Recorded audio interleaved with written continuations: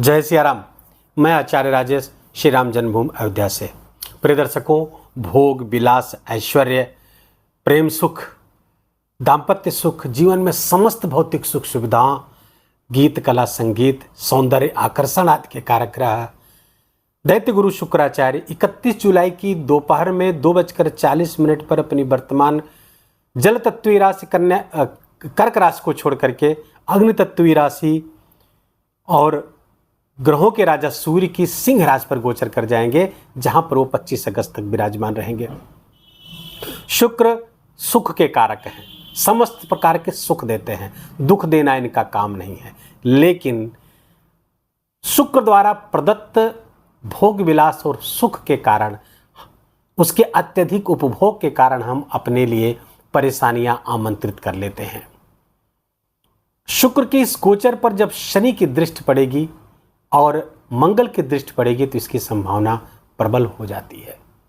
आइए जानते हैं कि मकर राशि के जातकों के लिए शुक्र का गोचर क्या परिणाम लेकर के आया है, और ऐसे उपायों को भी जानेंगे जिसको करके शुक्र के शुभ प्रभाव में और वृद्धि कर सके और उसके अशुभ प्रभावों को कम कर सके। ये वीडियो आपके चंद्र राशि पर आधारित है। यदि आपको अपनी चंद्र राशि नहीं पता तो अपने प्रचलित नाम के आधार पर इस वीडियो को देखकर लाभ उठा सकते हैं।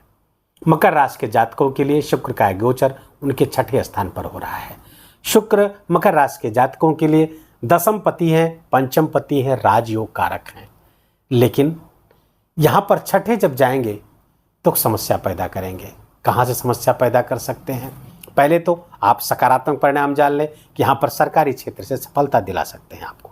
सरकारी क्षेत्र से जो लोग जुड़े हुए, चाहे सरकारी नौकरी कर रहे हैं या सरकारी क्षेत्र से जुड़कर कोई अन्य कार्य कर रहे हैं, उस समय आपको विशेष लाभ प्राप्त होगा।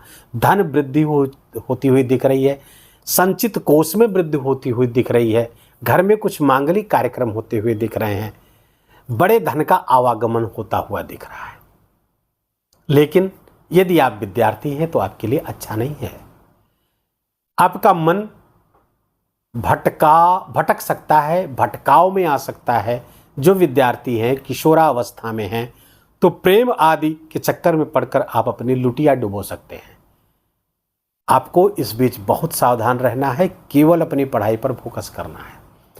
और यदि आप किसी रिसर्च फील्ड से जुड़े हुए हैं तो ये आपके लिए सर्वोत्तम समय है। ऐसे विद्यार्थी जो रिसर्च कर रहे हैं और खासकर माइक्रो मैनेजमेंट क्षेत्रों से जुड़े हुए हैं, फिनांस के क्षेत्र से जुड़े हुए हैं, ऐसे लोगों के लिए ये बहुत उत्तम समय है।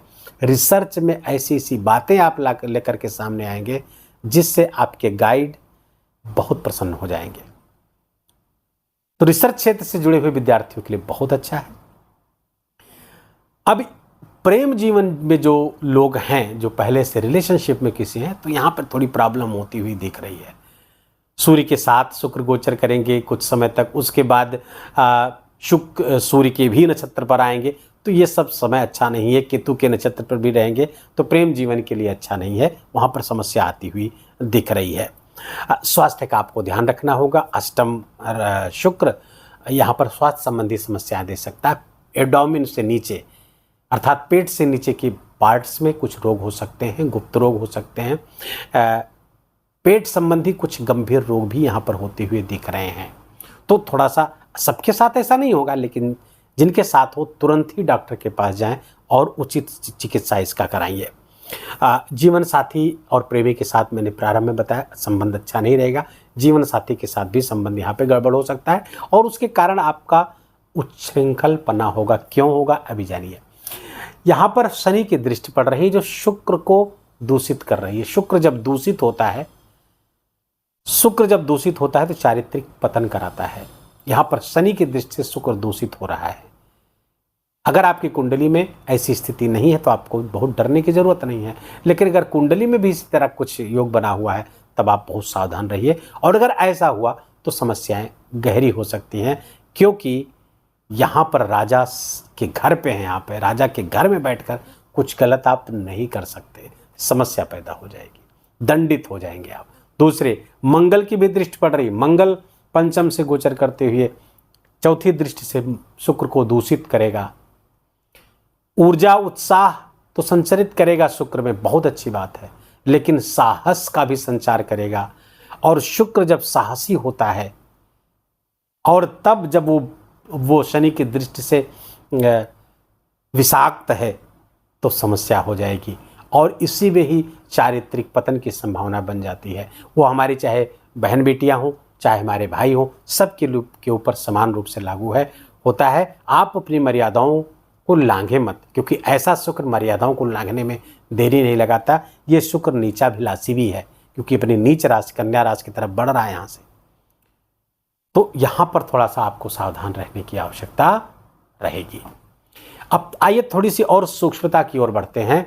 शुक्र यहाँ पर आपके अष्टम स्थान पर गोचर करते हुए 3 नक्षत्रों पर गोचर करेंगे।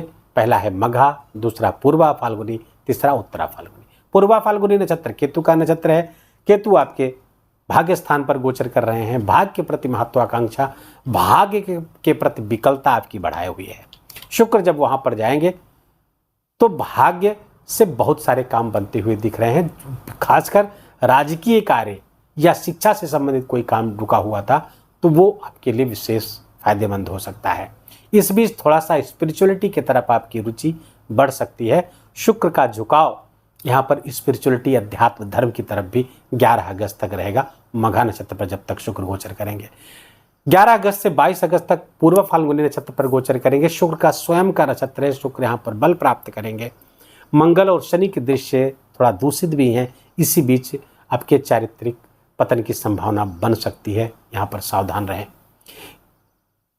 यहाँ पे कुछ आकस्मिक लाभ भी बढ़ा सकते हैं। धन, संचित धन में आपके वृद्धि भी कर सकते हैं जब अपनी नक्षत्र पर गोचर करेंगे।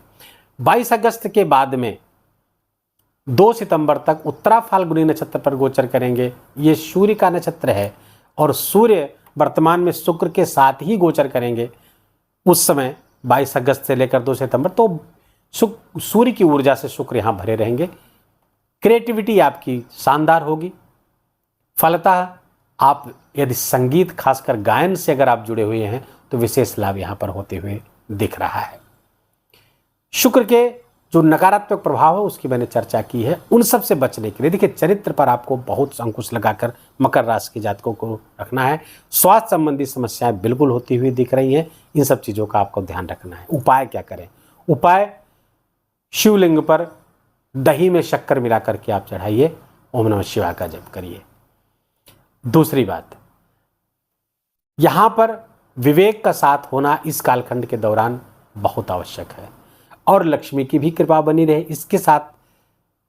इसके लिए एक विशेष प्रयोग करना होगा। गायत्री मंत्र के साथ श्रीम बीज मंत्र लगा कर आप जप करिए। ओम भूर्भुवः स्वः श्रीम श्रीम श्रीम तत्सवितुर्वरेण्यम भर्गो देवस्य धीमहि धियो यो नः प्रचोदयात् श्रीम श्रीम श्रीम ओम। इस मंत्र का आप जप करेंगे। तुलसी की माला, लाल चंदन या रुद्राक्ष की माला पे जप करेंगे, बहुत अच्छे परिणाम इसके आएंगे और शुक्र का गोचर आपके लिए बहुत ही खास, बहुत महत्वपूर्ण हो जाएगा। वीडियो को ही विराम देंगे। वीडियो अच्छा लगा हो, आपके काम का लगा हो तो वीडियो को लाइक करिए, अपनों के साथ शेयर करिए। कमेंट में जय सिया राम लिखना बिल्कुल भी मत भूलिए। मेरा विशेष निवेदन, विशेष आग्रह आपसे, चैनल को जो लोग सब्सक्राइब नहीं किए हैं सब्सक्राइब कर लीजिए, बेल आइकन की घंटी दबा लीजिए। अपना ख्याल रखिए, अपनों का ख्याल रखिए, माता पिता की खूब सेवा करके उनका आशीर्वाद लीजिए। जय जय सिया राम।